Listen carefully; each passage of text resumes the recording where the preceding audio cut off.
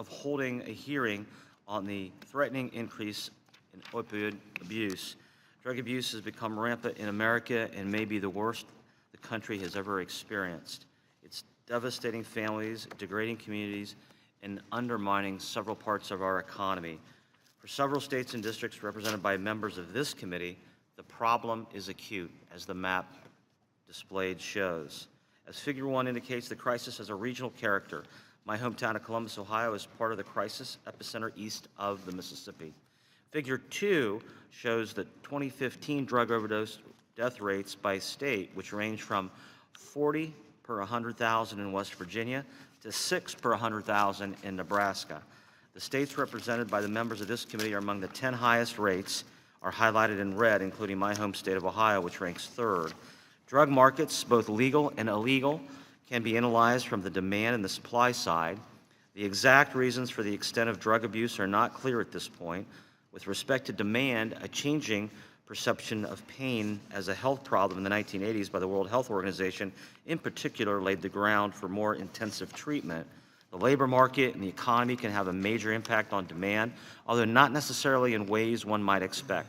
Some research shows less substance abuse when unemployment increases, for instance, and while the prolonged downturns in labor market and economic conditions are associated with social, behavioral, and health problems, they do not necessarily affect all groups in the same way or to the same degree.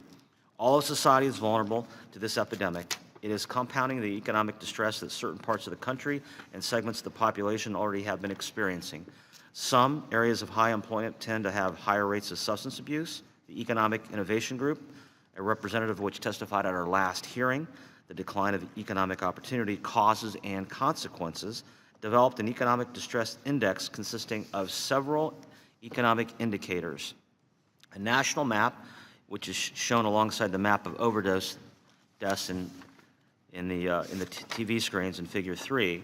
The darker the red, the worse the distress. Striking correlations are visible, but it is also apparent from Figure 3 that some economically distressed areas are not experiencing high overdose death rates. From the supply side, the particular locations where new potent drugs initially happen to become most readily available and the path of geographic market expansion they took track a visible trail of destruction in Figures 1 and 3.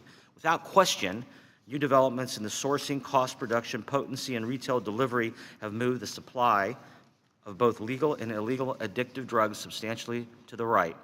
Newly effective pain medication, Oxycontin, introduced in the 1990s, had initially unacknowledged addictive qualities and was overprescribed.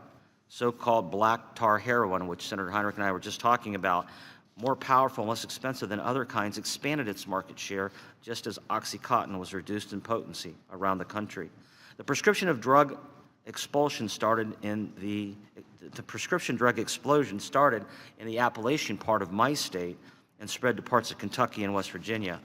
Black tar heroin started in the Southwest and spread westward, but eventually also eastward, crossing the Mississippi in 1998.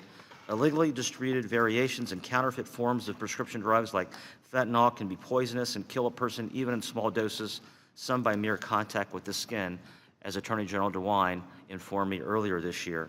We now face pure poisons masked as narcotics that are shipped across our borders. Senator Portman and I introduced the STOP Act, which aims to stop dangerous synthetic drugs from being shipped through our own postal service, keeping them out of the hands of drug traffickers in the United States. Half the members of this committee have signed on as co-sponsors in a bipartisan way, and we should continue to build support for this important legislation. But it would be a mistake to blame these drugs entirely for the rise in mortality that some groups and regions are suffering.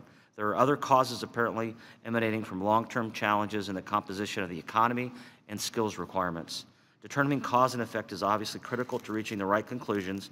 Feedback effects often complicate causality and make a clear understanding of major causes that we are experiencing. For example, does a bad economy lead to drug abuse, or does drug abuse to a bad economy by lowering productivity, labor force participation, and social cohesion?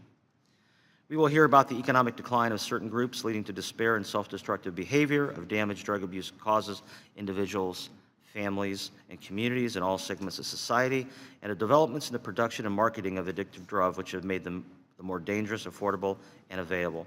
I look forward to the statements of our witnesses. I will now